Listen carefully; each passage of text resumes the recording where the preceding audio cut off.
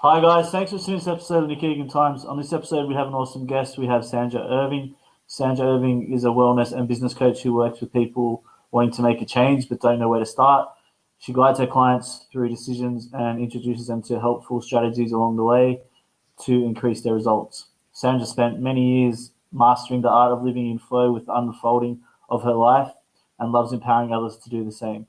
While she has been living in flow, she has also found herself working with leaders of organizations, implementing systems, processes, and behavioral change programs to increase well-being and performance. Sandra is a certified NLP practitioner.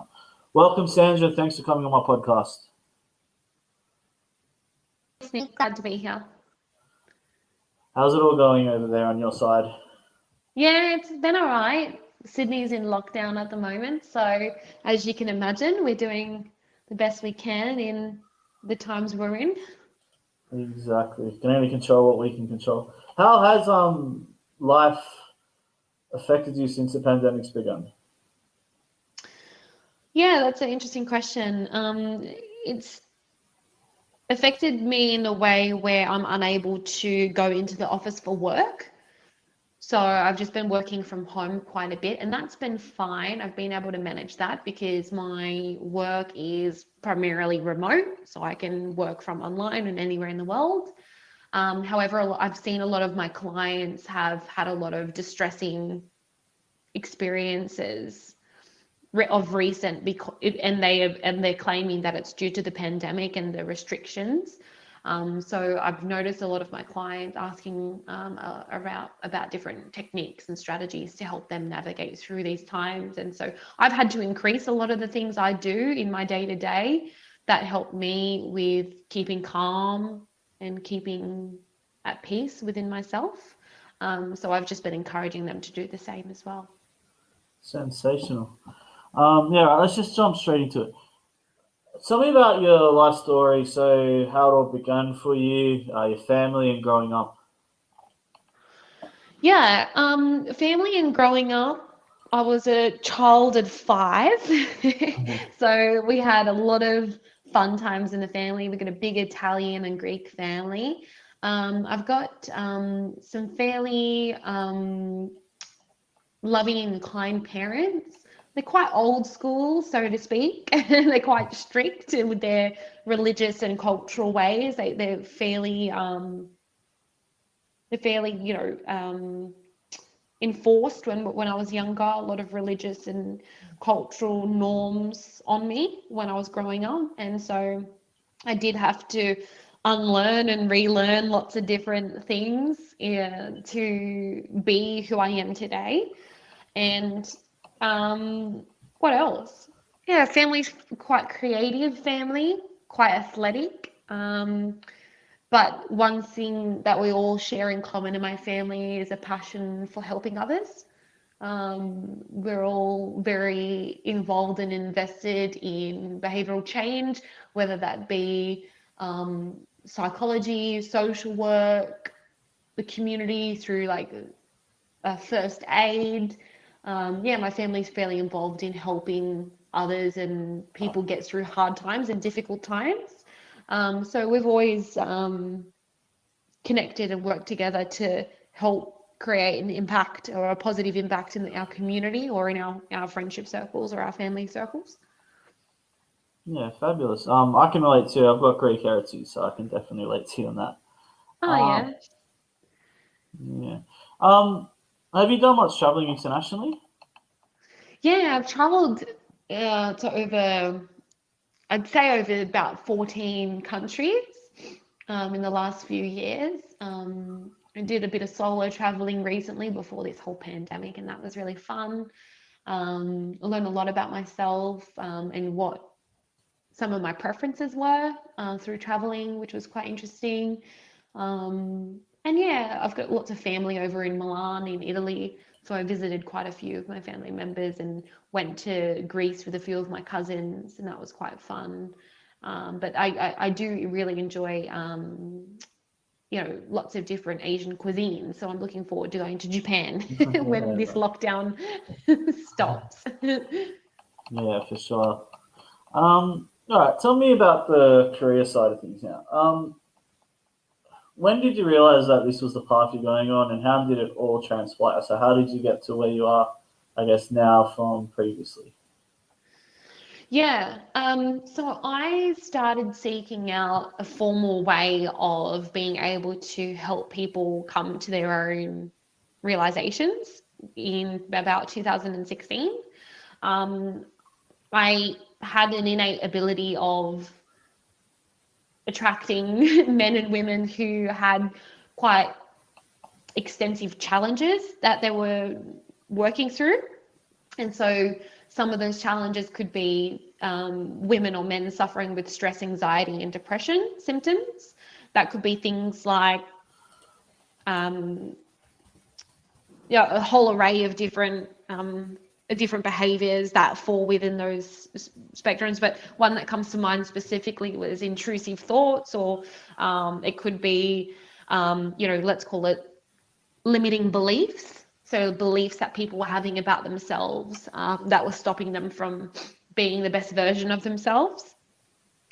And so when I was quite young, I had a lot of these people coming to me asking me questions about how they should go about their life, and asking me, sharing their experiences with me. And I found it quite difficult to be able to help them without being an advisor. I found myself in a position where I was telling them what to do. And so if you've ever told someone what to do when they're in a negative state, you'll know very quickly that they get quite you get quite an adverse reaction from that. And so I learned fairly quickly how to change the way I spoke and manipulate the way I speak to evoke change from people. And so it was all about asking the right questions rather than telling them what they need to be doing. And so it empowers the person to make the change, and it also stops their journey from becoming something that I want from them. And it also made them create their own path and create their own journey, because, more often than not, we think that, one specific way is what's best, and we tell people that that's the way. And then when we recognize that we've done that, we can quickly find out that we actually stopped them from going on a path that was way more better serving for them than what we could have ever transpired for them and created in our minds for them. And so I learned that at quite a young age. I was about 15 or 16 or so it's like 10 or 15 years ago. And so I learned that quite quickly, and I went on a journey through life coaching, and I became a certified life coach, which was all around like NLP techniques, which is neuro-linguistic programming. And how do you ask these questions to help people elicit, change of thought patterns and change of, the way that they view the world, and how do you get them from a fixed mindset to a growth mindset. And it was just a really interesting experience, because I actually learned how to shift my perspective for myself through that journey and start thinking more positively for myself. But then it gave me all of the tools to be able to help create change for people. And so it's all about asking the right questions, having the right framework or structure for them to move through to be able to get them from step A to step B. So where they are now to where they're going. Yeah, That's basically my journey. Yeah, that's how I got here. That was the journey. Yeah. That's awesome. That's really insightful. What advice do you have for anybody suffering from anxiety or anything on the lines of that? What, if they're listening, that any tips or anything that you could briefly share that could help them? Yeah, for sure. So anxiety is a tough one. There are different ways that anxiety plays out for different people. So a common way could be racing thoughts. And so having racing thoughts could be a reaction to multiple different things. So when, for example, someone has pain in their physical body, that can stimulate racing thoughts. So it's like the reactivity to physical pain stimulates the brain's neuroreceptors. And so some advice would be go and see a chiropractor or a physio to go and relieve some of the pain and the tension in your physical body. Exercise, moving your body. That's one really good way to help reduce anxiety. And also on top of that, movement and exercise actually produces specific chemicals in the brain that help produce things like serotonin, which is a happy hormone, which helps you start increasing the positive types of thoughts. So because you can have positive racing thoughts as well, but obviously those racing thoughts can be shifted. Let's just call it the color of them can be shifted if you do some exercise. So that's number one. If you've got a little bit of pain in the body, that could be triggering it. Or another way also could be another form of anxiety. Let's stick with racing thoughts. It could be coming from having unresolved trauma. So there could have been some traumatic experiences in your past that may have caused you to potentially have belief patterns that are quite difficult for you to let go of. So it could be self-doubt. It could be anger. It could be grief. It could be fear. A lot of negative fear-based patterns tend to have a large impact on the thoughts that some may have. There is also so if you look at it from two perspectives, you have experiences that either bring pleasure or pain. Two experiences. So you either have a positive experience or a negative experience. You have a pleasure or pain. And, there are some times where the lines get blurred and some people have painful, pleasurable experience because they enjoy the pain, but that's another thing. But the vast majority of people tend to have pleasurable or painful experiences.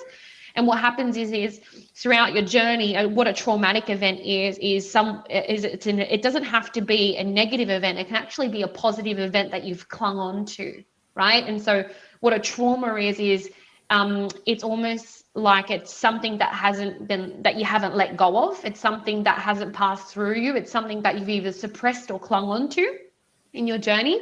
And what that does is it creates an attachment or an association to it. And so once you've created an attachment or a desire towards something and you don't let go of it, your brain keeps entering that filing cabinet, let's just say, of that experience and keeps repeating it like a broken record. And so when you're having racing thoughts, it's that you've had a lot of experiences that you may not necessarily have let go of. You may not necessarily have moved past. So you're thinking about the past, or you're thinking about the future. You're thinking about all of the things in the future that could happen based off those experiences. So it's quite simple when you think about what you need to do. Some of the things you could do, and if I may mention, is meditate. You're just really taking the time to meditate. And then that's when you get the opportunity to slow down, be aware of your thoughts, understand that where are the thoughts coming from. So asking those quick questions of where is that coming from? Why is that there? Why am I thinking that? Really getting down to the root cause of where it's coming from helps you recognize what you need to let go of. So once you recognize that there's something at the root cause causing that thought to come up, then you'll know, okay, when I was 15, I did something that impacted me and created this thought pattern that's subsequently been showing up for the last 20 odd years. Okay. So when you meditate, it's a tool to help you assess and analyze your mental landscape, your brain, what's going on. And so when we start becoming really familiar with all of the different thoughts that are triggering off in our mind, we get really good at working out what we need to let go of.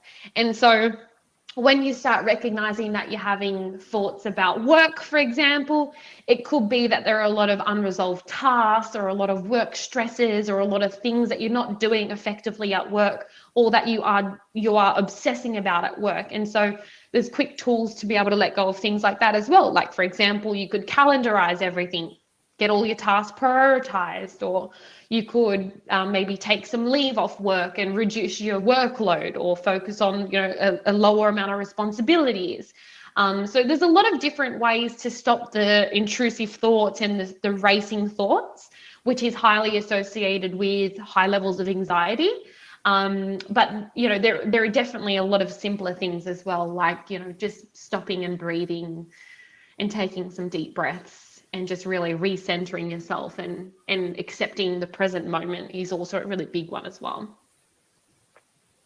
Yeah, that's really amazing. Thanks for sharing that. It's really helpful and yeah, really insightful.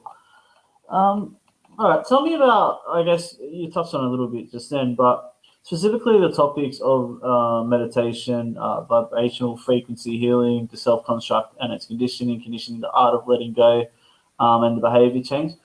Can you just, I guess, elaborate a little bit further on how they all, I guess, relate and how that all works on that side of things?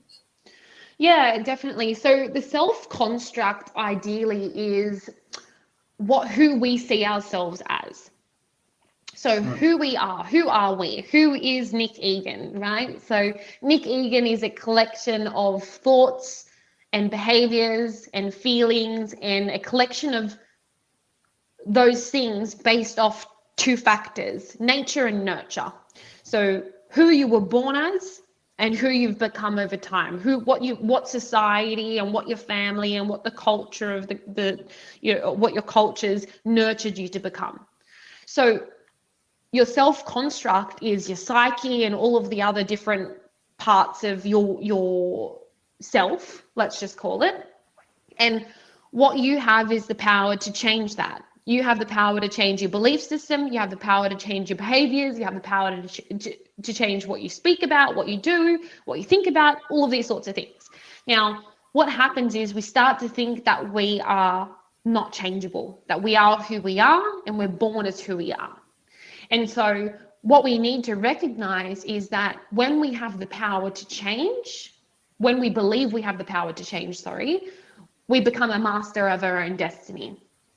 And so there are certain things that we are unable to control in society. However, what we think, what we feel, and what we do is completely within our choice. Now, a lot of people have lived a certain lifestyle for many years and have become a certain person over many years, right? And so when you think about, oh, wow, the challenge of change, for some people it sounds like Mount Everest to try and change their self-construct, okay? But once they put little changes into play, they start seeing the results and they become addicted to the feeling of change. There's actually a hormone associated with a reward associated with achievement. And so there's a mental hormone associated to achievement. And so what we can do is make small changes. And so here are some tools to help you change. Now, let's just say if you focus on a future self, who you want to be in the future. You focus on your values, what values you want to live by, what purpose you want, what lifestyle you'd like, all of the different things about what's your best self? Who is Nick Egan as his best self? So what's the complete feeling of contentment and peace and happiness and joy? When you use these tools like visualization and kind of future self planning, you get really clear on the future of who you are. And so that's an external motivator, right? So you're externally motivated, like, yep, I want to be that type of person. I'm going to do everything in my power to be like him. What happens is feelings of dissatisfaction. So dissatisfaction and anger or resentment or frustration comes when you don't get there quick enough, because you feel how good it would feel if you think about the future self and you just want it now. And so it's not about being dissatisfied with who you are now. It's about accepting who you are now as to be your best self in your current state, but it's about a progressive journey, falling in love with the journey of becoming your best version of yourself each day. So it's not about, the end result is the best result. It's the result of the journey is the result. So that comes into play when you're looking at your self-construct. And so some of that is like looking at your belief systems and looking at, okay, well, if I'm going to change who I am because I want to keep becoming a better version of myself and increasing my happiness and joy and well-being, how am I going to do that? So meditation is a big one. Vibrational frequency healing. So vibrational frequency healing, what it does is it changes the actual vibration of your quantum energy. So on an energetic level, we're all made up of particles, and we all vibrate on different frequencies. Our whole body, all of our organs have frequencies, our heart, everything, our lungs, everything has a frequency. So if we listen to YouTube videos that have positive frequency vibrations, we can actually change the tune of our body. So if we've had a long life full of anger, let's just say, as an example, we'll have a specific vibration that when we tune into it energetically, we can actually pick up on that vibration and read it as anger. So that's where people have like things like kinesiology. You can talk about like the different emotions, how they associate with damaging different parts of the body, Chinese medicine, acupuncture. It all comes back to like the vibrational frequencies impacting people's organs and body parts. And so when we tune into these frequencies, we can see whether there's low frequencies or high frequencies throughout the body. And so it's almost like you are recalibrating your body and your energy and your frequency to the frequency of a positive one. So if you listen to positive frequency music, what you'll do is you'll calibrate certain parts of your body to that frequency, and then in turn improve your well-being through sound healing. So that's a really good and easy way to do it throughout sleep. So putting it on at nighttime when you're going to bed and just listening to 8 hours. You may not feel like you've had the best rest in the morning, but you definitely will feel recalibrated. How many restless nights of lack of sleep have people had out there? You know, I'm sure you can fit 1 or 2 nights a week in of sound frequency healing, and it's going to be something different, but it's a good way to replace the racing thoughts in people's minds at nighttime anyway. So sound frequency is a really good one. And then just healthy eating and exercise and drinking lots of water is another good way to just make sure that you're living well. Of course, like the less processed food, the better. Whole foods and healthy foods. And so the third thing you asked about there was how it intertwined was, I think you asked something about what was the last thing there, Nick? Conditioning and the art of letting go.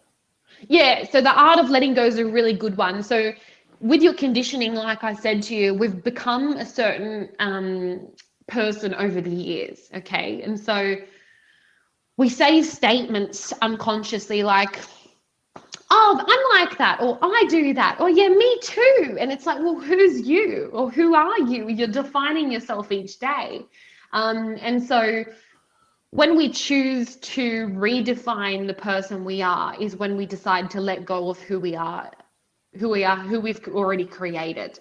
So the art of letting go is really about letting go of the conditioned self and saying, thank you for serving me from where I am today, but I'm wanting to embrace a journey of recreation and essentially aligning yourself to recreate with divine truth. Really connecting in your heart and thinking about who do I want to be? Do I want to feel compassion? Yes, I do. Do I want to give kindness? Yeah, I do. And for some, it may be that they are quite content with feeling things of anger and sadness, and that's okay for them. If that's what serves them, that's okay for them. But there's a lot of study that shows that the feelings of sadness and anger deteriorate the body and the organs. So when it comes to, what type of life you want to live, it's a choice that you have to create. And so the art of letting go of who you were and accepting who you were is key, because then only you can fully embrace who you're becoming. Yeah, cool. That's amazing. Thanks for sharing that. Yeah, of course. Yeah, and I definitely love the last part too. I think a lot of people can relate to the art of letting go. A lot of people hold on to stuff. So, yeah, I definitely believe that's really important and great information that you shared. All right, tell me about. Let's get away from that for a second. So, how does your business work? So, do you actually coach people individually, or do you do groups? How can people actually get in touch with you to actually join up and obviously get your support and help? Yeah, great question. Thank you for asking. So my business is called Change. And so Change ultimately works with both individuals in a one-on-one setting and a group setting. At the moment, we only have limited availability for the one-on-one sessions, but it is through ongoing coaching through a program. And we also have a group setting program which runs throughout the year. So they can, if anyone wants to work with me, you can book in what we call, it's like a one-on-one session to have a look at your current situation and work out whether or not we can help you. So you just need to apply and have that application go through, and then we can book in that assessment session. So if you just have a look on our website at www.change.com.au, you can book in with us straight from that website. Amazing. What inspires Sandra daily? What makes you be passionate about what you're doing, and what inspires you? The results we get for our clients, the quality of life,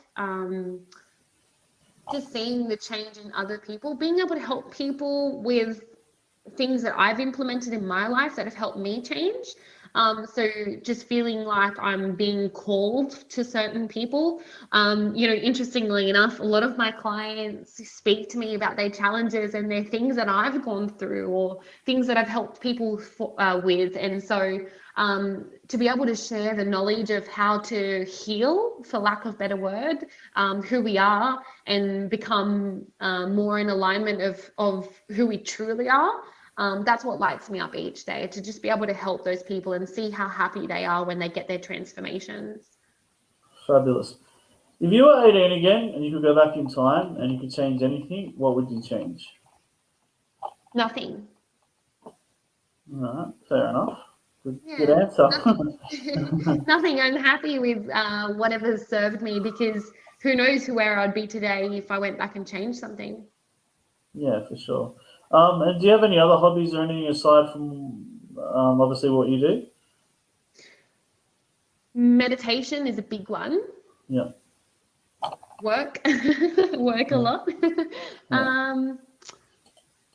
Acting. So I was an actress.